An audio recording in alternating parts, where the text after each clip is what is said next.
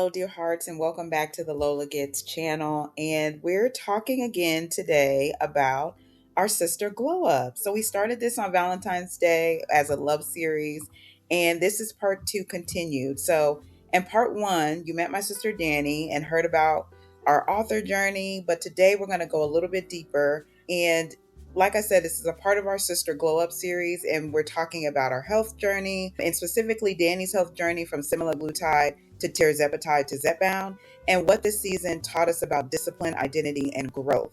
But before we dive in, make sure you check out Dani on YouTube. She's just starting her channel, so if you want to subscribe to her author life, please go ahead and subscribe, and you'll see that here on the description. I'm showing a little snippet of her page. So like I said, she's just getting started, so go ahead and start subscribing.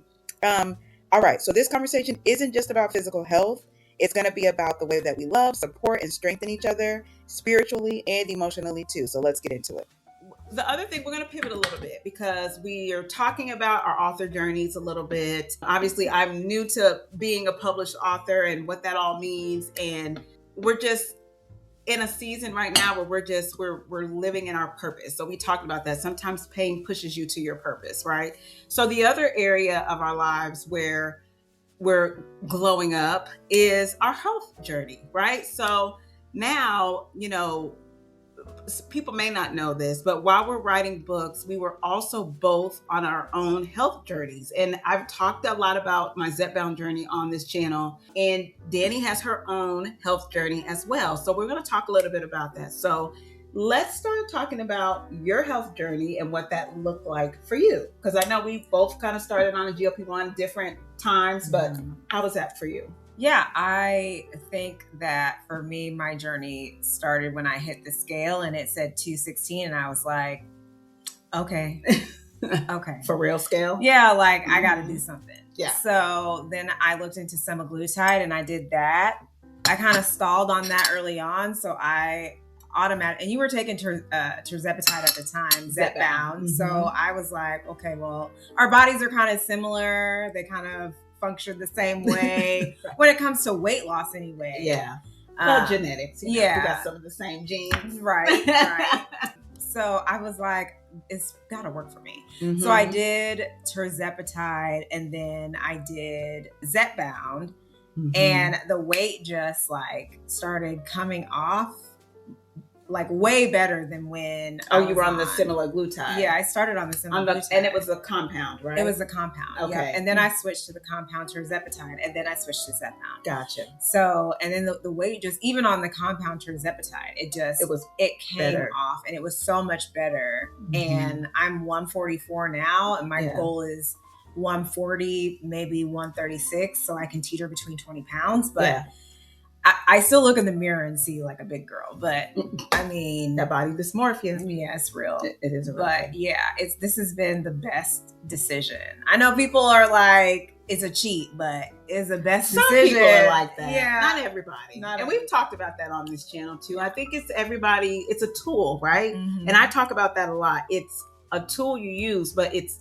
the habits that you're building that are going to sustain you. Yeah. Right. It's the healthy habits. It's Zepbound, tirzepatide, semaglutide, all of that stuff is a tool to help you lose the weight. But what really is going to help you sustain is your habits that you're changing and that you're forming. So, and we talk about that on this channel, right? Like, it's definitely important to be on or building those habits that will keep you steady, that will keep you like, working out, having a workout regimen, or eating the right foods, or having that discipline in what you're putting in your body, right? Like really treating your body like a temple, seriously, like, and looking at food differently too. So I think the drug definitely helps you retrain your brain to look at food differently. So, okay, very good. All right. So one thing I talked about on this channel too is kind of like why I started and what kind of kept me going. So what was that like for you? Like why you started and why you kept going on the drug? Well, I think maybe I touched on it a little bit. Like I saw the scale and I was like 216. No, ma'am. Like that's not my ministry. Yeah. So that was really like the tipping point for me. But I think what kept me going is that when it cut out the food noise and I we had already kind of changed what we were eating when we went keto. Yeah. And then COVID hit, and then everybody shut in, eating, drinking, Right. all of the things. Yes. So I think when I was able to cut that noise and go back to eating healthier, it was just like, I'm going to get this off, and this is going to be a life change. Like this is it, right? Like I'm 42. I can't be playing around with my weight and my health and things like that. I'm just getting older. So just the motivation of we're both doing it. We're both kind of trying to change how we eat so that we can live longer, be healthier. Right.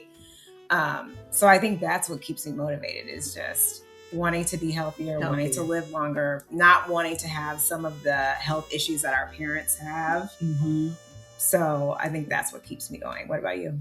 I think it's the same, right? Like, obviously, I want to be around for my babies, and it was the same. What really pulled me, because, y'all know I started at 292, so your girl was way too heavy. I was almost 300 pounds, and I'm only 5'3". So you can imagine that's a lot of weight to be carrying around.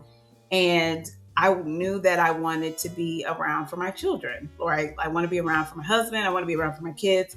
And it was just really like, I can't be 292 and be running around here trying to be running around with these children, right? Like, there's just no way. Or trying to do all the things that I'm doing now. I couldn't imagine doing all of this that I'm doing now at that size. Like, there's just no way. And obviously you get a lot of other risks. You're at risk for so many other things when you're that weight, right? And we have lots of things that run in our family. So I just was like, no more. I just don't want any more of that. So definitely felt motivated to.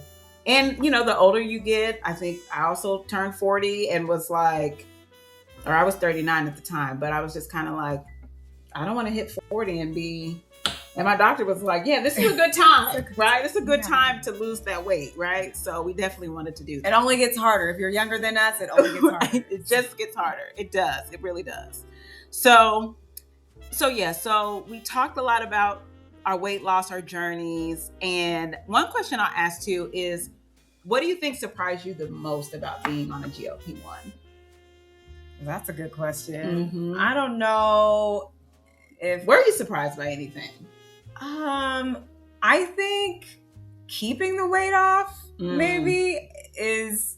I'm surprised I've been on it for so long. Like, I think anything else that we've tried, it's kind of been like, you try it and then you stop, and then you try something else and then you stop. Right. This has been like a long-term relationship. So it's been easier to kind of stay on, change how you eat, change your lifestyle, work out more. Yeah. I mean, I have a dog, so he keeps me pretty busy. He is another reason, like, I get up and have to move, basically, because he has His to name move. is Lennox, y'all. Yes. Gorgeous. But yeah, I think staying on it so long is kind of like, I mean, I'm weaning off now. I'm about to be off, but being on it for as long and still having the results that I have, I mean, I'm here for it. Yeah, it works. It does. I mean, it works. You just kind of gotta, like, again, and we're only speaking from like our personal experience. Obviously, you want to make sure that you're talking to your healthcare professional, and your own journey is your own journey. So it's definitely, yes, we definitely want to make sure that you all are talking to your healthcare professionals, because it's important. Like I said on another video, I have a squad now, right? We got the healthcare provider, we got the dietitian. It's very important to make sure that you're talking to a professional about your health. So, okay. So we talked about author journey. We've talked about our health journey, our GLP-1 journey. And, it's Valentine's Day. So we're talking about love. And we want to shift this tone a little bit because it is Valentine's Day. And I wanted to do something different because, love isn't just romantic. This is also about the love between my sister and I, right? Like, I always call her my best friend. Hopefully you call me the same. Yeah. But we definitely wanted to shift the tone a little bit and just talk about how, in this season, how supportive we've been of each other's journey, right? Like, we both walk different paths, and definitely try not to be judgmental. We try to just be loving towards each other and be there for each other in every season, is how I feel. And I think, like, it feels like we are doing more of that now than maybe before. So I just definitely feel like it's definitely a different, maybe it's just our age, maybe just because we're getting older, we're both in our 40s and we're only getting better, right? So I don't know. So I don't know what it is, but it definitely feels like we're more in tune with each other's spirit. Does that make sense? Like what I'm saying? It makes sense. I didn't know you felt that way. Yeah. I feel like we've always been close, and I feel like we've always been supportive of each other. Yeah. And maybe it could be the season that we're both on. I don't want to say the same path, right? Because you write something different than I do. Yeah. But where I felt no support from certain people, you were like my main support in this, especially like being someone who lost their job. And I don't know if anybody can relate to that. Losing a job, losing everything, and not feeling supported by certain people in your family. Yeah. Like, I felt like you were my main source of support in that, because that was something that had never happened to me before. Right. And I didn't know what I was going to do. It's a very dark, it's a very dark time, season. Right? Yeah. Like, and you need support. And you need that. And you hope that your family is there, and sometimes it's not always, but and that's okay. But I mean, and it's okay. Like if others aren't supporting me, I know where my support comes from. So it's okay, right? Like I write a version of our relationship in every book that I write, whether it's like the friendships or between family members, a mother and a daughter, or something. Like a part of our personality and our relationship is going to always be in something that I write. Right. Absolutely. So yeah, I've always felt the support, like you're my person, and I know you're my person. And I don't think that's like ever going to change. Yeah. So yeah, I didn't know you felt like that, but I think. Yeah. I mean, I think just when you're younger, you look at the world differently. I think you look at things differently. And I was going through a lot at a young age. So there's lots of things that I had to grow out of. There's a lot of things that I had to grow up in. So I think it was just me feeling sometimes like I had no support just because of all the things that was going on. But again, that was young me. Yeah. And some of it, I talk about like that maturity part. Yeah. So some of me had to grow up, right? And understand that everybody's walk is a little different. And our seasons that we're in are different, and being understanding of that, right? Because I always was like, I want somebody to be understanding of that my walk is different. Yeah. My walk has been different, and that's okay, right? Like we can connect on the things that we connect on, but just seeing that we're on different paths, it's okay. That's what makes people unique. That's true. And I think as we've gotten older, we don't listen just to hear, we listen to understand. And I think that is the difference now. I think we can sit and have a conversation and not, even if it gets heated, I think we both step back from that and think. Right. And then we still come back and like, okay, I understand your point of view. Right. You understand my point of view. We can meet somewhere in the middle, or even if we don't meet in the middle, it's okay. Yeah. Right. And that's the big thing. Yeah. It's like, it's okay if we don't see eye to eye, because we're in certain situations, we're not, because we're not the same people. We haven't walked the same path. So our thoughts and our feelings are different. That's very true. And I think that's where I'm coming from. Like, I think, and like I said, maybe it's age, maybe it's just older age and you just get a little bit more wisdom, but I feel like it's more, okay, I hear you, and I understand that your journey is different, and we may not see eye to eye, and that's okay. Yeah. And it's okay to move on from that. Like, nobody has to just agree with everything you say. Not saying that y'all do that, but I'm just saying, everybody has a different path. Everybody has a different journey, and it's okay. That's what makes us unique. That's what helps us learn from people too.